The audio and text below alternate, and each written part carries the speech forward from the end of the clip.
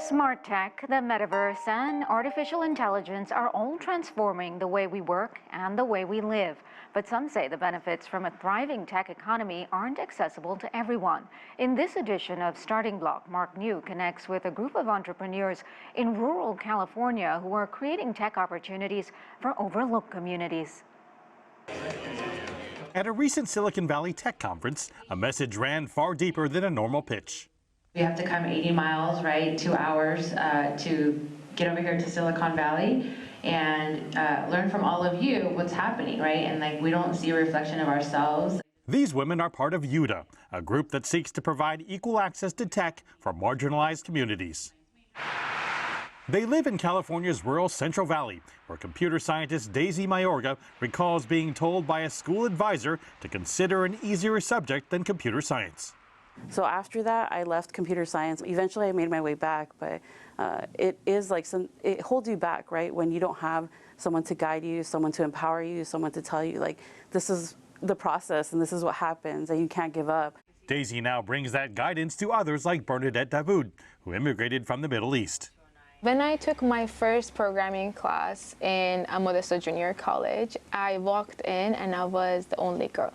And that was the first sign that why am I the only one? Am I in the right class? Bernadette would kick off her day by working a remote job from 8 to noon, followed by driving to San Jose State University. And then I commute to school, 12, let's say, at 2 p.m. I arrive with the traffic, give or take. And then I have class until 4. And then I work from 4 to 6. And then I have class from 6 to 8. And then I work from 8 to almost 12 midnight, and then I head back to Modesto, and then I was able to be at bed by 1:30 a.m. And you did okay in school? I graduated with honors. I think that's good. But even with that resume, Bernadette is still looking for a full-time programming job. UTA co-founder Carla Arias says finding tech opportunities in their community can be far more difficult. I, picked peaches also as a kid. So that's still the reality for most immigrant communities that come here, right? Because that's the work that they can do, specifically if they're undocumented. And so when you come there, it's like, how do you get out of that, right? And everyone says it's education. And I 100% believe in that. The UTA team regularly takes their technical skills to special events like here at the West Modesto Community Collaborative. Their aim is to not only teach, but to also encourage the community to advocate for tech education within the school system. Carla is telling parents they have the right to insist on the same tech education in their schools that more affluent communities are already getting. The families also receive basic computer science lessons from Rudy Escobar, who used to work in a cannery. He went on to earn degrees in both engineering and computer science. I'm big into really advocating for access and for really opportunities for all children. So in particular, Latinx and underrepresented communities, especially girls. Even the little ones that were there, they hear those words, they hear coding, they hear programming, they hear engineering. Those words will stick to their head because they're experiencing it. I thought it was really fun working as a team and trying to do the instructions. It was fun and it was challenging. Escobar says data from the Central Valley shows strikingly low numbers of students are involved in computer science, including just 5% of girls.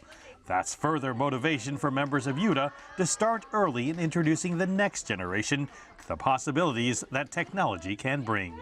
Mark New, CGTN, Modesto, California. And for more insight into obstacles to equity in tech, I'm joined by Maribel Lopez. She is the founder and principal analyst for Lopez Research, a market research and strategy consulting firm.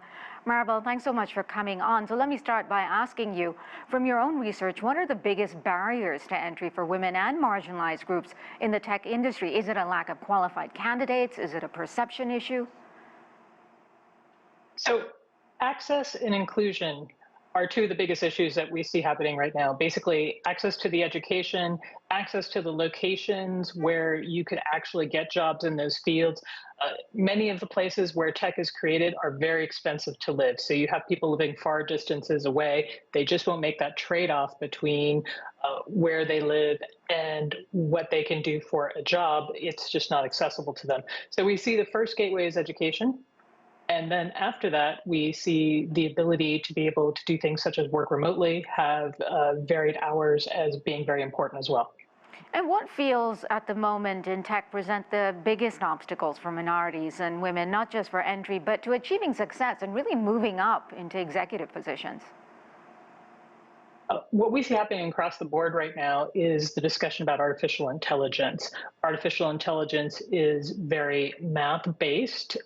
We have a shortage in general of these individuals, and what we're seeing happen now is we have people that will not go into math professions because they don't see people that look like them. They don't feel that they belong in this type of community. And that is creating this distorted effect across the entire tech stack, where the tech is being created by a small group of people that do not represent the entirety of the world. And this has many ramifications. But despite many of the programs we have, this doesn't seem to be getting better. So I think we need to close the education gap. We need to find ways to up-level more candidates across what would be considered the marginalized communities so that they can participate in this economy and so that they can deliver the type of insight we need to make equitable and inclusive technology. So when you talk about there needs to be more education, what specifically as far as education needs to be done, and how do we drive more young girls to STEM subjects and degrees? What types of investment also need to be made to help support these women looking to enter the tech space and succeed on, a level playing field compared to their male counterparts, for example? So in one case, I think part of what we really need to do is have far more hands-on experience. Get women, minorities, diverse groups into coding, have more internships that are at companies, grow them from the ground up so that A, they're in a potential job placement situation, but B, they're getting real world experience. Just having a degree in today's environment is not necessarily enough. And there are also many cases where socioeconomically, people are not going to get those degrees. So how do we bridge that gap? We have to educate in terms of what is available on a free basis. We have to create more programs where we can bring people into these organizations and grow them. And then, yes, there's also the traditional education path. Yeah, and then explain, if you would, please, what benefits do you think having a diverse tech workforce has? Why should tech companies be more invested in paying attention to this issue? So diversity of any type, and we often think of this, is it a female, is it an ethnicity? It could also be socioeconomic, religious, political. There are many different types of groups we could look at, but that kind of diversity of thought creates a broader product portfolio and actually allows companies to address more markets than they would have been able to address if they're just looking at a subset of the populace. People want to experience and use products that were designed for them. So it creates a larger market opportunity. But one of the things that you have when you have a smaller group of people is you're missing whole swaths of the market and you don't even know you're missing them. And you're missing the opportunity for breakthrough thinking. And I think this is the real value add that you see when you have diverse groups of people come together to design products. Yeah, Maribel, I want to get this question in, not too much time left, but we just saw in the piece earlier, UDA as a group advocating for more minorities and women in tech. But what companies do you see as being currently more receptive of these marginalized groups? Is it something like a Meta? Is it Google? Should they be doing more and setting a standard? I think all of these companies are they have diversity and inclusion programs. What I really think they need is to have more grounds up. I'm going to pull you in. I'm going to teach you specifically. If you want to bridge the gap, you have to help people bridge the gap. And just having a program in itself where you count how many of X or Y you hired is not enough. I think we have a lot of work to do in the industry. Yeah, a lot of work still to be done. But how does the U.S. compare with other countries when it comes to tech hiring of these, marginalized groups? It's a pervasive problem across the world. I do think that if you look at some other countries, so for example, a lot of the European countries make it a lot easier to have women in the workforce when they're parents. They have much more flexibility in terms of how they can work. So I would like to see us have the return of some flexibility in the workplace. We've really gone from the remote work back to everybody in the office. Okay, thank you so much. We'll have to leave it there. Maribel Lopez, thank you so much for your time. And we invite you to head to CGTN.com to learn more about this topic.